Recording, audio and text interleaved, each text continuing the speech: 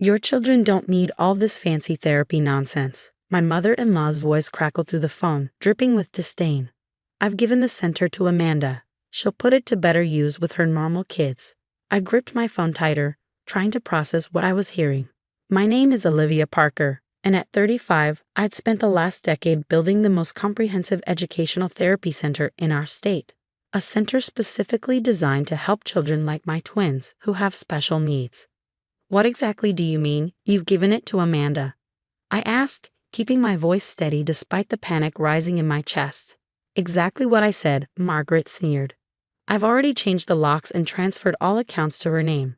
Amanda has real children who could use that space for their dance classes. Your twins just need discipline, not all these expensive treatments.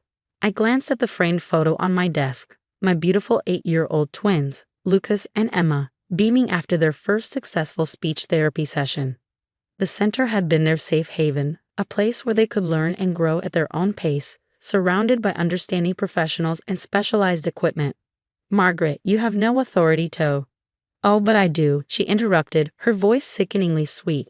Your husband signed over everything to me last month. He agrees the twins need to stop being coddled. Amanda's already planning to convert the sensory room into a ballet studio. My blood ran cold. Tom, my husband, had been distant lately, spending more time with his family, especially his sister Amanda. But this felt impossible. The center has licenses, certifications. I started. Paperwork can be changed, Margaret laughed. Besides, who's going to stop us? You're just one person, and the whole family agrees with this decision. The twins will thank us later. I ended the call without another word, my hands shaking as I pulled up my emails. There it was, dozens of notifications about account changes, ownership transfers, all dated from the past week while I was at a special education conference in Seattle. The center wasn't just a building. It was a lifeline for over 50 families whose children needed specialized support. We had state-of-the-art equipment, specially trained therapists, and programs tailored to each child's needs. Amanda knew nothing about running a therapy center, let alone the complex requirements for maintaining our licenses and certifications. My office door creaked open and Lisa, our lead occupational therapist, poked her head in. Olivia, there's someone here claiming to be the new owner. She's demanding access to all the client files. I took a deep breath, straightening my spine. Tell Amanda she'll need proper authorization to access any confidential information. She's with your mother-in-law, Lisa added, her voice low. They're threatening to call the police if we don't comply. Let them, I said, pulling out my phone. In fact, I have some calls to make myself. What Margaret and Amanda didn't know was that I'd spent years protecting the center, not just for my children, but for every family who relied on our services. Tom might have signed some papers, but ownership of a licensed therapy center isn't something you can transfer like a used car. I dialed Dr. Morris, head of the state license board and a longtime advocate for special needs education. Sarah? It's Olivia Parker. We have a situation. As I explained the circumstances, Dr. Morris' response was immediate. This is a serious violation of multiple regulations. I'll have a team there first thing tomorrow. Don't let them access any client files. Next, I called James Henderson, my lawyer since the center's founding. They did what? He exclaimed. Olivia, this is actually perfect. We've got them on at least a dozen violations. I could hear Margaret and Amanda's voices getting louder in the hallway, their demands becoming more aggressive. But for the first time since receiving that call, I felt calm. They thought they were taking something from me, but they were really just walking into a trap of their own making.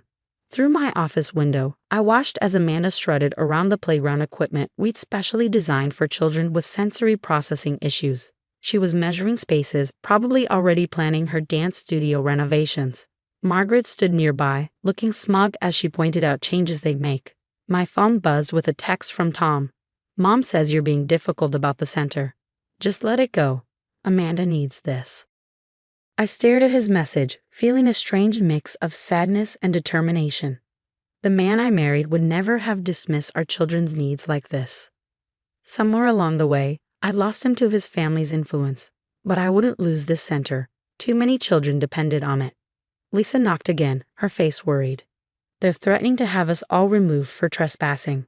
I stood up, smoothing down my jacket. Tell them to wait in the conference room. I'll be right there. As I gathered my files, licensing documents, certification requirements, client confidentiality agreements, I thought about every child who'd found their voice in our speech therapy rooms, every parent who'd cried tears of joy watching their child master a new skill. Margaret and Amanda were about to learn that taking over a licensed therapy center involved a lot more than changing locks and transferring bank accounts. They thought they were dealing with just one determined mother. They had no idea they were about to face the full force of state regulations, medical licensing boards, and a team of professionals who dedicated their lives to helping special needs children. I walked toward the conference room, my heels clicking against the floor with each step. Through the glass, I could see Margaret and Amanda, looking impatient and superior. They thought this was the end of something. They were wrong. This was just the beginning. The conference room door clicked shut behind me as I entered, facing Margaret and Amanda's smug expressions. Amanda was already sitting in my chair, feet propped up on the custom table we designed for our parent-therapist meetings. Finally, Margaret huffed. "We've been waiting forever. Now hand over the client files and leave quietly. We don't want to make a scene." I placed my folder on the table, carefully sliding into a chair across from them. "Before we discuss anything, I should inform you that this entire conversation is being recorded. It's standard protocol in all therapy center meetings." Amanda's feet dropped from the table. "You can't record us without permission." "Actually, it's stated clearly in the sign you passed entering the building. The one next to our licensing and certification displays." I opened my folder, spreading out several documents. "Speaking of which, let's discuss what you're actually trying to take over." "We're not trying anything," Margaret snapped. "We've already done it." Tom signed ownership transfer papers. I interrupted calmly. "But this isn't just a building or a business. This is a licensed medical facility specializing in pediatric therapy. Let me explain exactly what you've walked into." I pulled out our state licensing documentation. "First, to operate any medical therapy facility, you need qualified medical directors. Amanda, what's your medical background?" Amanda shifted uncomfortably. "I don't need one. I'm turning this into a children's activity center." "Interesting." I made a note on my pad. "So you're planning to terminate medical services for 53 children currently under treatment plans. Plans that are, by the way, legally binding contracts with insurance companies and medical providers?" Margaret waved her hand dismissively. "Those children can go somewhere else. This location is perfect for Amanda's dance studio." "Perfect except for the specialized medical equipment bolted to the floors and walls," I continued. "Equipment that's leased through medical supply companies and tied to our facility's license. Equipment that cannot be removed or repurposed without state medical board approval."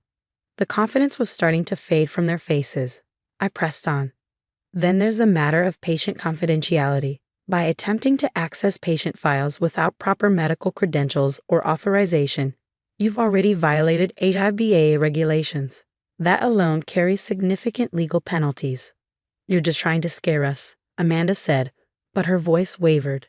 Dr. Morris from the state license board didn't seem scared when I spoke with her earlier. "She's very interested in meeting you both tomorrow morning.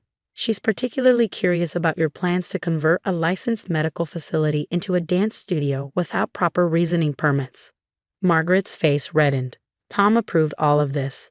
You're just being difficult, as usual." "Tom's signature means nothing without proper medical board approval." "Would you like to see the actual requirements for transferring ownership of a medical therapy facility?" I pulled out another stack of papers. "It's quite extensive. Background checks, medical credentials, state board reviews." The door opened and Lisa entered with another woman I'd been expecting. "Miss Parker, Dr. Reynolds from the insurance board is here for her scheduled inspection." Margaret and Amanda's heads whipped around as a stern-looking woman in a business suit entered, carrying a tablet. "Perfect timing," I said. "Dr. Reynolds, these are the individuals attempting to terminate services for our patients without proper insurance notification." Dr. Reynolds raised an eyebrow. "The ones planning to convert a licensed therapy center into a dance studio. How fascinating. I have several questions about your intended handling of active insurance claims and ongoing treatment plans." Amanda stood up abruptly. "This is ridiculous. Mom, let's go." "Leaving so soon?" I asked. But we haven't even discussed the equipment contracts, medical record retention requirements, or facility licensing compliance. Did you know that attempting to terminate medical services without proper patient notification is considered patient abandonment? The medical board takes that very seriously. Margaret's face had gone from red to pale. You planned this. No, Margaret. You planned this. I'm just following the procedures and protocols required by law. The same laws you thought you could ignore. Tom will hear about this, she threatened. Yes, he will. Along with his signature on fraudulent transfer documents. The medical board is particularly interested in that part. They stormed out of the conference room, Margaret already pulling out her phone, probably to call Tom. I turned to Dr. Reynolds, who was actually my friend Sarah from law school, now specializing in medical facility compliance. Think they bought it? She asked with a slight smile. The insurance board badge was a nice touch, I replied. How long before they realize you're not actually from the board? Long enough for the real inspectors to arrive tomorrow. James called in some favors. They're expediting everything. No one's happy about someone trying to shut down a children's therapy center. I sank into my chair, the adrenaline finally wearing off. I just can't believe Tom was part of this. Sarah squeezed my shoulder. Focus on protecting the center first. We'll deal with Tom later. My phone buzzed. Speaking of Tom. His message was exactly what I expected. Mom's furious. Why are you making this so difficult? Just let Amanda have the center. You're being selfish. I showed Sarah the message. She shook her head. He really has no idea what he's done, does he? No, I replied, but he's about to find out. Outside my office, I could hear the regular sounds of the center continuing, children laughing in therapy sessions, parents chatting in the waiting room, the gentle whir of specialized equipment. All of this had been built with love, care, and strict adherence to every medical and legal requirement. Margaret and Amanda thought they could just walk in and take it all away. They thought because Tom had signed some papers, they could erase years of work and dedication. They were about to learn just how wrong they were. Tomorrow, the real officials would arrive. Tomorrow, every violation they committed would be documented. Tomorrow, they'd understand exactly what happens when you try to steal a licensed medical facility from someone who'd spent years protecting it. But for now, I had therapy sessions to oversee and children who needed the safe space we created for them. I picked up my next patient's file, heading to the session room where a young boy waited to continue his speech therapy. This center wasn't just a building or a business. It was a lifeline, a sanctuary, and a place of hope. And I would fight with everything I had to keep it that way. The real battle was just beginning. The next morning arrived with the weight of anticipation. I got to the center early, watching through my office window as 3 official vehicles pulled into the parking lot. Dr. Morris from the State License Board led the team, followed by representatives from the Medical Board and Child Services. My phone had been buzzing all night with messages from Tom and his family. Accusations, threats, guilt trips, but I silenced it. The time for family drama was over. This was about protecting the children who depended on our services. Right on cue, Margaret and Amanda burst through the front doors, Tom trailing behind them. The confidence on their faces faltered when they saw the officials gathered in the lobby. What's going on? Tom demanded, finally finding his voice. Olivia, what have you done? Mr. Parker, Dr. Morris stepped forward. I'm from the State License Board. We're here to investigate multiple violations regarding attempted unauthorized transfer of a medical facility and patient endangerment. The color drained from Tom's face. Patient endangerment? This is just a misunderstanding about ownership. A misunderstanding. The medical board representative cut in, opening a folder. We have documentation of attempts to access confidential patient files without authorization, plans to terminate ongoing medical treatments without notice, and fraudulent transfer of a licensed medical facility. Each of these is a serious violation. Margaret stepped forward, her usual arrogance cracking. Now wait just a minute. Tom signed everything over legally. Mrs. Parker, Dr. Morris interrupted. Your son's signature alone doesn't authorize the transfer of a medical facility. The documents you attempted to file are fraudulent. The penalties for such actions are severe. Amanda started crying. But my dance studio will need to be planned elsewhere, the Child Services representative stated firmly. This facility serves children with specialized medical needs. Your attempt to disrupt their care is deeply concerning. I watched as the reality of their situation finally sank in. Tom turned to me, his face a mix of anger and fear. "Why didn't you tell me about all these regulations? Would you have listened?" I asked quietly. "You didn't even ask me before signing away our children's therapy center. Did you think about Lucas and Emma at all?" His expression crumbled. For the first time, he looked past his mother's influence and saw the magnitude of what he'd almost done. The next hour was a blur of official documentation and interviews. Margaret and Amanda were escorted out, both facing potential legal consequences for their actions. Tom sat in the waiting room, head in his hands, as the gravity of his involvement became clear. Dr. Morris pulled me aside after completing her initial investigation. "The center is secure, Olivia. We're implementing additional protections to prevent any future attempts at unauthorized transfer." "But," she hesitated, "you should know we're required to report Mr. Parker's involvement to the proper authorities." I nodded, feeling a strange mix of relief and sadness. "I understand. The children's safety has to come first." Later that afternoon, I found Tom still sitting in the waiting room, watching as our twins worked with their speech therapist through the observation window. Lucas had just mastered a difficult sound combination, and Emma was clapping for him. "I really messed up, didn't I?" Tom's voice was barely a whisper. "Yes," I replied, sitting beside him. "The question is, what are you going to do about it?" He turned to me, tears in his eyes. "I let Mom manipulate me again. I was so focused on keeping the peace with my family that I forgot about our own children's needs. Can you ever forgive me?" "That depends," I said, watching our children through the window. "Are you ready to put them first? Really first, not just when it's convenient or when your mother approves."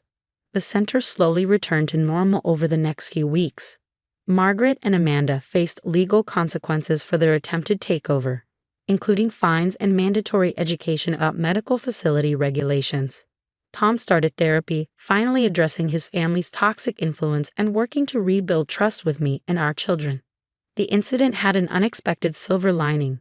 Our center received additional funding and support from the medical board, impressed by our strong protective measures and commitment to patient care.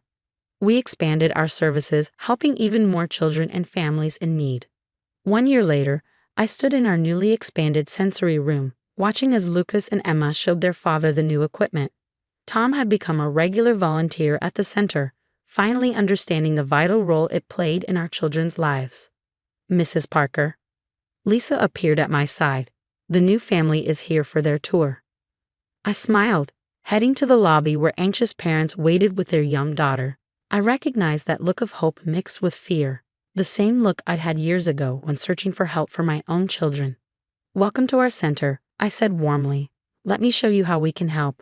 As I led them through the facility, explaining our programs and watching their daughter's eyes light up at the specialized equipment, I felt a deep sense of gratitude. What Margaret and Amanda had intended as destruction had only made us stronger. This was more than just a victory over family drama. It was a reminder that some things are worth fighting for, that doing the right thing isn't always easy, but it's always worth it. The center stands today as a testament to that truth, helping children find their voice, their strength, and their path forward. And that's something worth protecting, no matter what.